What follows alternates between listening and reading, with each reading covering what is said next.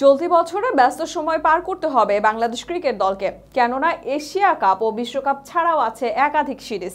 এর মাঝে আসছে আফগান সিরিজ, যার আগে ইনজুরিতে পড়েছেন টেস্ট অধিনায়ক সাকিব আল হাসান। তার অনুপস্থিতিতে লিটন দাসও অধিনায়কত্ব নিতে অনীহা প্রকাশ করেছেন।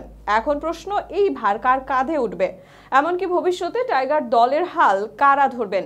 এসব প্রশ্নের উত্তর দিয়েছেন টাইগার দলের সাবেক অধিনায়ক আকরাম খান। এনে বিস্তারিত থাকছে জিসান মাহমুদ শ্রাবণের লেখা প্রতিবেদনে। টাইগার ক্রিকেটের সময় বদলেছে, সিনিয়র নির্ভরতা কমে এখন তরুণরা দলের হাল ধরেছেন। সময়ের সাথে সাথে শান্ত মিরাজরা আজ পরিণত। দলের বিপর্যয়ে যে কোনো সময় তারা হাল ধরতে পারেন। অন্যদিকে সিনিয়র সাকিব তামিমরা আজ শেষের পথে। তাই তরুণদের এমন দায়িত্বশীল আচরণে মুগ্ধ টাইগার ক্রিকেট সমর্থকরা। 2023 বিশ্বকাপের পরই একে একে সাকিব, তামিম, মুশফিকরা বিদায় নেবেন লাল সবুজ জার্সি থেকে। এরপর আর দেখা যাবে না তাদের জাতীয় দলে। তখন মিরাজ, লিটনদেরই ভাঙা নৌকার বৈঠা ধরতে হবে। কিন্তু তার জন্য তারা কতটুকু তৈরি? 1998 সালে চ্যাম্পিয়ন ট্রফি জয় এখনো পর্যন্ত বাংলাদেশের ক্রিকেটের অন্যতম বড় সাফল্য। আর সেই সাফল্যের মূল নায়ক আকরাম খান। তাই এদেশের ক্রিকেটে অন্যতম সফল অধিনায়কও বলা যায় তাকে। আর সেই আকরাম খানের চোখে সাকিব, তামিমদের পরবর্তী যুগের অধিনায়ক কে হবেন, এমনটাই প্রশ্ন ছিল তার কাছে। তার আগে তার কাছে জানতে চাওয়া হয় অন্য বিষয়ে।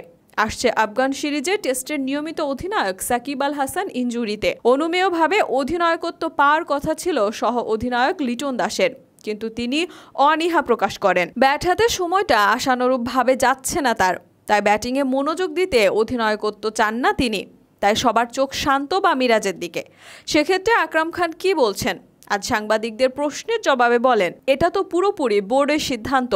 বোর্ড সিদ্ধান্ত নিবে কে ক্যাপ্টেন হবে, কে হবে না। এখন এই নিয়ে কিছু বলা যাবে না। ওরা তো ফিউচার প্লেয়ার। যখনই এদেরকে পিক করা হয়েছিল, কিছু প্লেয়ারের ক্যাপ্টেন্সি গুণ থাকে, এইগুলো এদের মধ্যে আছে। হ্যাঁ, শান্ত ঘরোয়া লিগে একাধিকবার অধিনায়কত্ব পালন করেছেন। এমনকি তার অধিনায়কত্বে দেশের অনেক সিনিয়র ক্রিকেটাররাও খেলেছেন। অন্যদিকে মিরাজ বয়সভিত্তিক দলে অধিনায়কত্ব করে একাধিকবার প্রশংসা কুড়িয়েছেন। তাই তাদের দুজনেরই অভিজ্ঞতা আছে। তবে ভবিষ্যতের চিন্তায় কাদের এগিয়ে রাখছেন আকরাম খান? তিনি অবশ্য বলেছেন 5 থেকে 6 জনের কথা। এ বিষয়ে তিনি বলেন, আপনার প্রায় 5 থেকে 6 জন ক্যান্ডিডেট আছে।